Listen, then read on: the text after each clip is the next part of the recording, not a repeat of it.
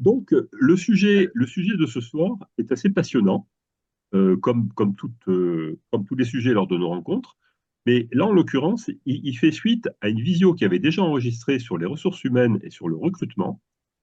Et là, il se trouve que Robert nous donne un contre-exemple, c'est-à-dire quelqu'un qui a été recruté en tant que chef de service après-vente en premier, deuxième, troisième récit, brillamment recruté.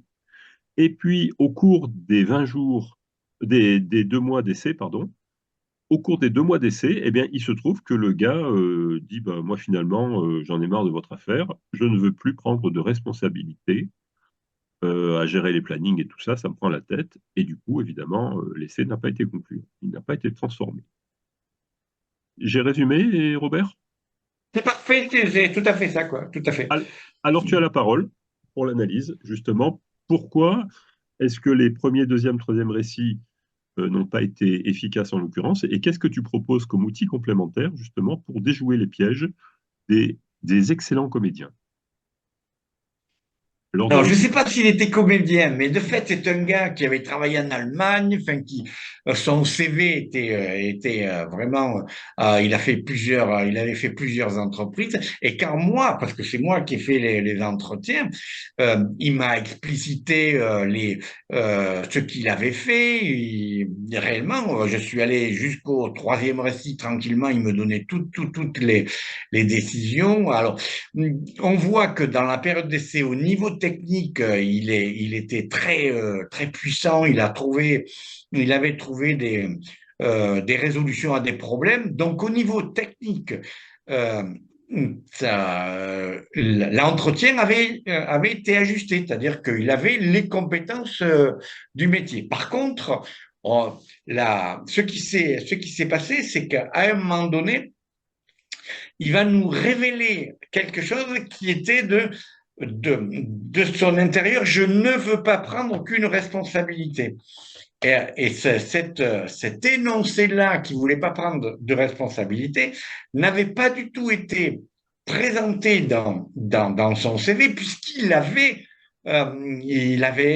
animé des équipes, il avait dirigé des équipes, donc il avait pris apparemment, hein, il avait pris des responsabilités. Et donc, euh, la question que je me suis posée, mais comment en effet arriver à déceler dans des entretiens où on n'est pas présent, on n'est pas sur le terrain, on n'est pas dans l'action, comment arriver à déceler des compétences, des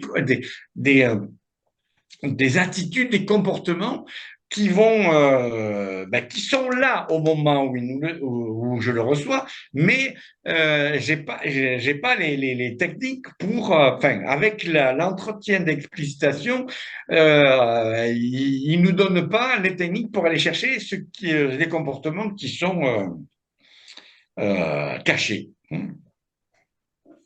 Ça doit te dire quelque chose, Thierry, non, par rapport à ça?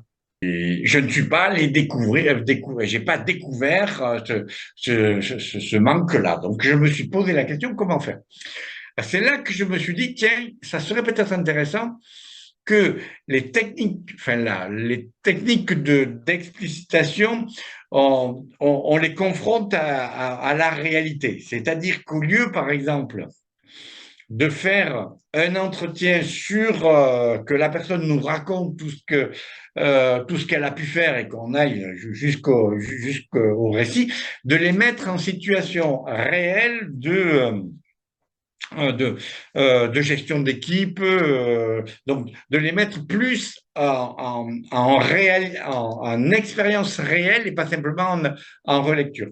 Donc de cette idée-là, je me suis dit, tiens, ça serait intéressant que je développe une démarche de résolution de problèmes complexes et de voir comment la personne les résout, lui faire faire des expériences très techniques avec des outils techniques qui le met devant des obstacles à dépasser qui sont indépassables. Donc, un truc qui est impossible à réaliser et de voir comment à ce moment-là, il réagit. Et le troisième point, c'est de faire des entretiens de recrutement, non pas à une seule personne, mais avec deux ou trois personnes, en leur proposant des activités, un, une activité ensemble pour voir quel était le système de coopération. Et en troisième, en deuxième ou troisième étape, c'est que chacun se mette à raconter ce qu'il a vu de l'autre, c'est-à-dire travailler l'explicitation en réel de ce qui se passe dans l'équipe. Je me suis dit avec ce matériel-là où on sera pas, on serait plus simplement dans le descriptif du passé, mais dans l'analyse et le descriptif du présent, en situation de problèmes complexes à résoudre, en dépassement d'obstacles et en relation avec les autres, on aurait peut-être plus de chances de déceler des problématiques un peu cachées. Qu'est-ce que Ouais. tu en penses? Enfin, qu'est-ce que vous en pensez? Qu'est-ce que vous en dites? Alors, je voulais juste rappeler que dans le précédent enregistrement sur le recrutement, justement, et c'était Thierry qui l'avait signalé, c'est au quatrième récit. C'est sur la base du quatrième récit qu'il avait fait sur le recrutement. C'était l'exemple du soudeur. Et il avait demandé au niveau du quatrième récit quand est-ce que le soudeur se rend compte que la soudure est conforme. Alors, odeur, couleur, forme du bourrelet, tout ça. Alors, Et c'est en effet un des points manquants dans ce récit-là, mais qui m'aurait pas révélé, même si j'étais allé au quatrième récit, ça aurait peut-être pas révélé cette relation avec les autres où il veut pas s'engager dans une responsabilité. mhm. Alors, bon, ma première remarque, bah, elle était un peu en lien avec ça, puisque tu disais premier, deuxième, troisième, et je me dis, bah, la solution, c'est le quatrième. Donc là, tu me dis, bah non, même le quatrième, là, sur ce moment-là, n'aurait pas suffi. Après, Ben, il me dans semble, il le, me semble. dans le dispositif tel que tu l'évoques, les mettre en situation réelle de gestion d'équipe, puis voir une activité ensemble à trois, puis se débriefer, enfin, débriefer les agences, enfin, le rapport aux autres, je me dis que là, pour le coup, on perd un des intérêts, il me semble, hein, quand même, de l'entretien d'exploitation, c'est justement son économie de moyens. On regarde de l'efficacité qu'on lui décrit. Et donc, la question, je me suis dit, est-ce qu'il n'y aurait pas plutôt une catégorie de situations? Parce que, en fait, ça me parle, pour ça, je t'ai évoqué la question de, mais est-ce qu'on l'a fait ensemble? Puisqu'il se trouve que on a eu comme ça un jeune ingénieur plus tard. Et on avait une palanquée d'ingénieurs qui savaient prendre des risques d'un point de vue réglementaire, jamais d'un point de vue sécuritaire, évidemment, qui savaient s'opposer à des mises en service. Il signait jamais rien. Jamais, jamais, jamais. Et quand on lui demandait de s'engager, il allait chercher toujours quelqu'un d'autre. Et donc, moi, tu vois, sachant ça, l'une des situations que j'ai prises, je me suis dit, tiens, mais raconte-moi, Fabien, une situation où à un moment, tu as pris une responsabilité critique et où c'était, qui te mettait en difficulté. Et là, alors, bien sûr, j'ai eu beaucoup de chance. La personne me dit oui, oui, bien sûr, oui, alors ça m'arrive très souvent. Alors, et puis il part dans des commentaires, des circonvolutions, mais il décrit rien. Et donc je lui fais repérer qu'il ne me décrit rien. Et je lui dis, je te fais confiance. Si tu me dis que tu le fais, c'est que tu le fais, mais raconte-moi une situation pour voir comment tu fais et tout. Et à la fin, je lui dis, écoute, moi, dans cette situation, tu ne peux pas continuer d'être dans l'équipe ESPN si tu ne peux pas me garantir que tu es prêt à prendre des responsabilités en termes de prise de décision. Et donc voilà, je te donnais juste cette illustration pour dire, Ouais, est-ce qu'on ne peut pas se soulager à travers, en, en catégorisant la question, en lui disant, tiens, donne-moi une situation dans laquelle, à un moment, tu as pris une responsabilité qui était, ou dans laquelle il y avait une prise de risque significative, quoi. Est-ce qu'on ne pourrait pas... en économie de moyens, en effet, enfin, oui, c'est pas mal du tout d'aller chercher la question de la prise de risque, tout à fait. Mm. mais avec la limite qui était, bon, le type, il peut, enfin là, pour le coup, il était même pas au niveau du premier récit, le gars, hein, donc, Mhm. Bah si, j'étais quand même au premier récit, mais Mais, il ne me décrivait rien. Donc là, pour le coup, c'était assez facile pour moi de lui dire, bon, bah écoute, on arrête, quoi. Donc, mais est-ce que toi, Thierry, dans cette situation-là, c'est quelqu'un qui était déjà dans la maison et que tu connaissais un peu avec avec les autres ingénieurs, est-ce qu'il y avait déjà de la pratique de communication avec lui? moi, non, parce Ça voudrait dire, si j'entends bien Thierry, qu'il faudrait qu'on précise un peu plus en fonction des personnages qu'on recrute, des situations critiques, enfin qu'on ait une panoplie de situations critiques en fonction des emplois qu'on pourrait proposer, quoi. ben ouais, moi, c'est quand même pas mal ce que je fais. Tu vois, c'est selon si c'est un manager ou pas, si c'est euh, un ingénieur, un pilote de projet, un pilote d'affaires. Et en effet, sur les ingénieurs, je vais beaucoup, par exemple, tu vois, sur ça, c'est une question intéressante. Je demande souvent aux ingénieurs, parce que l'une des difficultés qu'on a avec les ingénieurs, on s'est rendu compte à l'usage que le problème qu'on avait, c'était les ingénieurs centres de vérité. Car les ingénieurs, ils ne D'accord, peuvent ouais. pas dialoguer Mm, avec les autres. Et ils ont toujours raison. Et en plus, souvent, comme ils sont très forts, assez forts intellectuellement, ils ont souvent raison. Par contre, ça crée des dégâts, car ils évaluent très vite les autres, puisqu'ils sont dans le système de relations personnelles collectif. Ils arrivent souvent à convaincre aussi, mais ils sont infoutus euh, de, d'entendre une critique, une remarque, et donc de s'ouvrir à un jugement différent, et y compris à leurs propres limites, quoi. Donc je leur demande souvent, je leur demande, tiens, raconte-moi une situation où tu as réussi à convaincre, où c'était pas facile, où il y avait beaucoup d'obstacles. En fait, je m'en fous de ce truc-là. C'est la deuxième question qui est importante. Alors là, les gens me racontent, et puis ensuite, je leur dis, bah, maintenant, raconte-moi une situation où on a réussi à te convaincre de truc, mais tu étais absolument déterminé que c'était pas ça qu'il fallait faire, c'était vraiment autre chose. Et là, on t'a montré à un moment, ben, voilà, soit une limite, un truc que tu n'avais pas vu, et là, je te demande un truc compliqué, quoi, pas un truc simple du genre, mais non, il n'est pas midi 15, il est midi 10 ou comme ça, quoi. mm. Vraiment un truc où tu étais déterminé. Et souvent, les gens me disent, ah oui, oui, oui, ça m'arrive souvent. Et moi, je dis, quand les gens ne nous donnent pas de situation concrète, ouais, moi, je dis, là, il y a péril dans la demeure. Tu vois. Pour donner D'accord, ouais. peut-être d'ailleurs que je fais une erreur, parce que l'une des difficultés, j'ai déjà vu des ingénieurs dont je savais pertinemment qu'ils étaient en capacité d'eux, être en difficulté à se représenter la situation. Voilà. C'est-à-dire que des gens qui étaient en capacité de créer des compromis, de revenir en arrière, de dire ah oui, j'avais pas vu, mais que quand tu leur demandes de trouver une situation, ben, ils n'arrivent pas à la décrire. C'est l'une des limites hein, aussi de l'entretien d'explicitation, c'est on est face à des gens.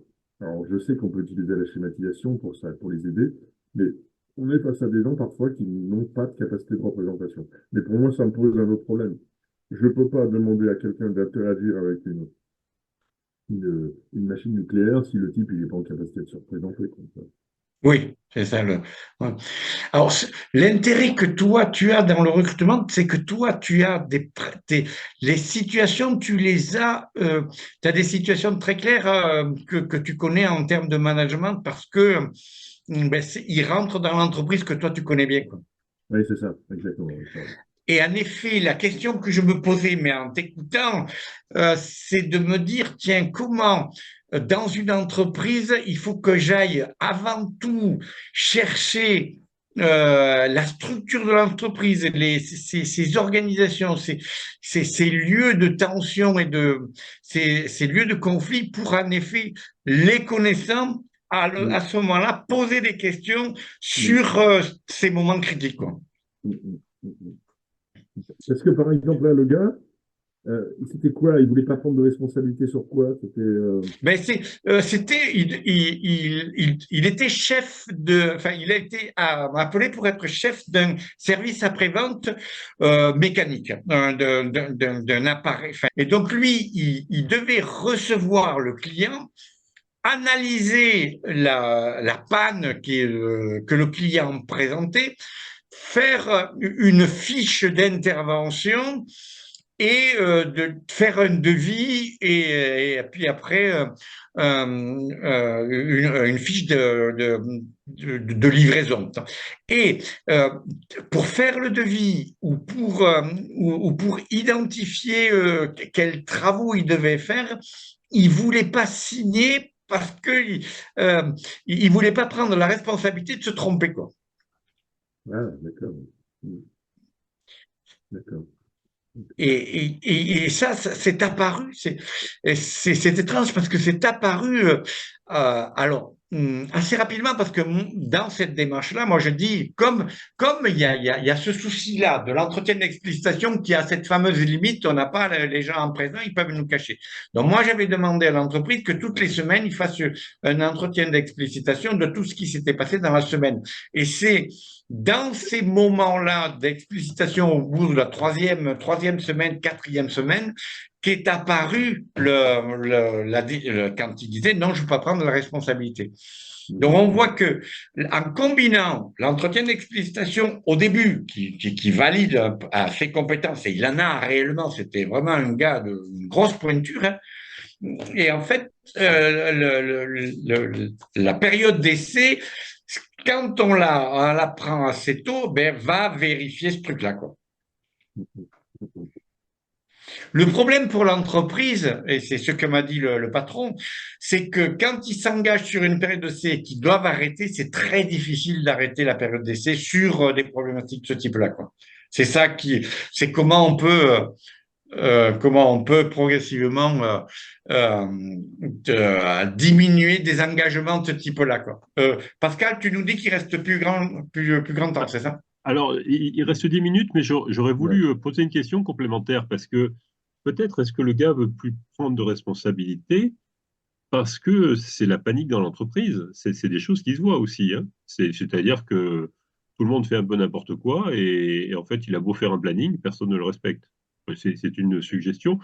Dans l'entreprise, il peut y avoir des écarts de management, on pourrait dire, sur ce plan-là, et que ça peut être en effet une des causes dans la situation qui est possible, tout à fait. La question que j'ai présentée aujourd'hui, parce que, en fait, elle vient aussi bon, de cette expérience-là, qui a été un peu douloureuse pour moi.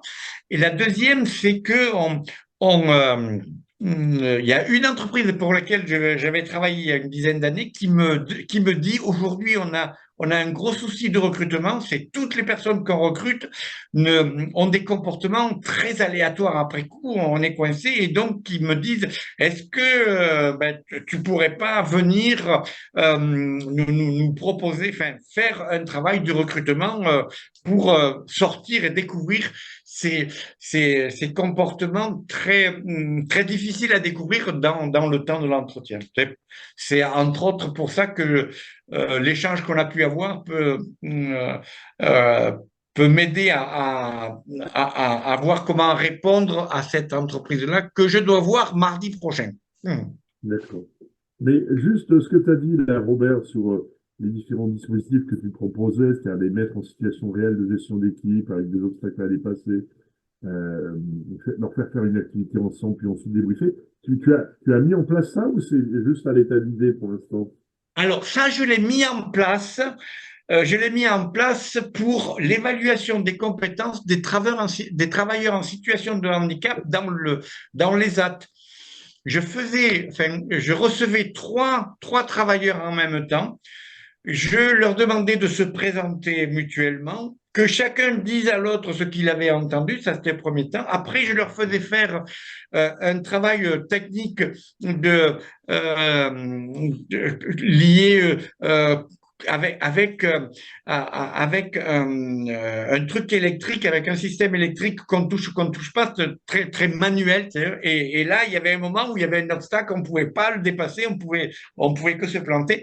Et après, je leur faisais faire ensemble une tour avec des cas plats et comment ils s'aidaient ou ils s'entraidaient pas, comment ils se faisaient des farces. Et donc ça a été hyper puissant pour en effet découvrir des comportements de personnes. Et en 3 heures, donc en 3 heures de travail, on avait des analyses hyper fines des comportements de relations avec les autres et des comportements avec le travail lui-même, quoi, et le dépassement d'obstacles. Mhm. Alors, ce que je vais proposer à l'entreprise, je vais proposer d'abord, parce que c'est des techniciens un peu plus hauts, donc je vais proposer de résoudre le problème de la tour de Hanoï. Je vais leur proposer, deuxième point, de faire ce travail technique, de, euh, de faire le tour d'une figure avec un système électrique pour voir comment ça, on touche ou on ne touche pas. Et la troisième expérience que je vais proposer, on va voir si c'est pas idiot, c'est de faire en effet cette tour en Kapla pour voir comment ils peuvent, comment ils se positionneraient. Alors, dans un premier temps, je ferai l'entretien d'explicitation comme on le fait actuellement jusqu'au quatrième récit pour aller au bout. Rajouter un peu les idées que tu nous as données là, Thierry, avec comment trouver des situations concrètes. Et là, je me dis, il faut que j'aille interroger l'entreprise elle-même pour voir quelles sont les problématiques techniques et les problématiques humaines, parce que c'est un chauffagiste, une grosse entreprise de chauffage. Donc là, je vais voir comment ils peuvent lire un schéma ou comment ils peuvent finir un chantier, la propreté de chantier. Donc, il me semble que j'ai quelques billes là-dessus que je peux travailler. Et après cet entretien-là un peu fin sur ces questions spécifiques-là liées à l'entreprise, peut-être faire ce travail à deux ou trois, à trois, ça c'est pas mal, 3 personnes pour voilà. Qu'est-ce que tu en penses, Thierry? Oui, eh ben, alors, ouais, je me dis, ça peut fiabiliser encore plus, hein. C'est vrai que euh, sur ce point-là, la question que je me pose même après coup, je me dis, quid pour le coup du débriefing de ces situations? Est-ce que tu débriefes ou simplement les observations en elles-mêmes te Ah non, chaque suffiront? fois, je débriefe. Alors, je fais débriefer à chaque. Quand un fait, il observe. Il y en a un qui fait une action, les autres l'observent. Il débriefe avec lui, enfin, ils lui disent certaines choses. Et moi, après, je débriefe le personnage qui a fait l'action et je débriefe ce que les gens lui ont dit. Là, tu parles de moment où il se présente ou chacune des trois étapes? À chacune des 3 étapes. Alors, l'étape, elle est très rapide. La tour de Hanoï, elle est vite bloquée. Enfin, en 3 minutes, c'est fait. 3, 4 minutes, c'est fait. Le truc technique, c'est aussi très, très rapide. Et la tour, c'est aussi. Donc, le temps d'action, c'est en totalité, on a pour les 3 personnes, c'est en gros 20, 25 minutes. Et après, on a 30 minutes. Enfin, sur les 3 heures, on a à peu près 2 heures et 2 heures et demie de débriefing de chacune situation. D'accord. Ok. C'est-à-dire que concrètement, par exemple, une première personne fait la tour de Hanoï. Ensuite, comment ça se passe? Ils se voient faire la tour de Hanoï ou Oui, déjà? oui, c'est-à-dire je leur présente à un, je présente la tour de Hanoï à un, il essaie de la résoudre, il bloque normalement au deuxième ou troisième. Après, je dis à l'autre, ben toi, ben soit tu continues, soit tu fais, l'autre, ben tu fais ça. Donc après, après la tournoi où chacun a essayé, eh bien, je les fais discuter pour voir qu'est-ce qu'ils en pensent, qu'est-ce qu'ils ont fait, comment ils ont traité. Et après, je leur dis, moi, eh bien, quand tu as commencé la première phase, c'était quoi? Ben, enfin, l'entretien de ce qu'il a fait réellement en termes d'action et de décision.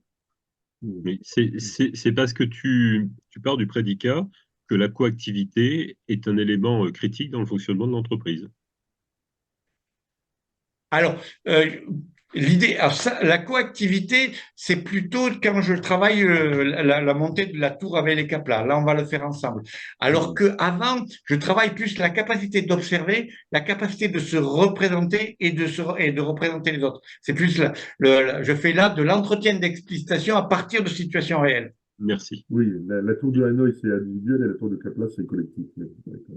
Mais je trouve que ça a été très fructueux, notre échange avec les questions qu'on a eues, parce que sur l'idée que est-ce que je l'ai déjà fait avant, comment je le fais, comment le préciser, ça, pour moi, ça a été riche, quoi. Et surtout, la question que Thierry, enfin, comment Thierry a posé les questions spécifiques, comment on va chercher les situations spécifiques dans lesquelles il faut qu'on aille jusqu'au quatrième récit. Donc pour moi, ça a été très, très riche pour aujourd'hui.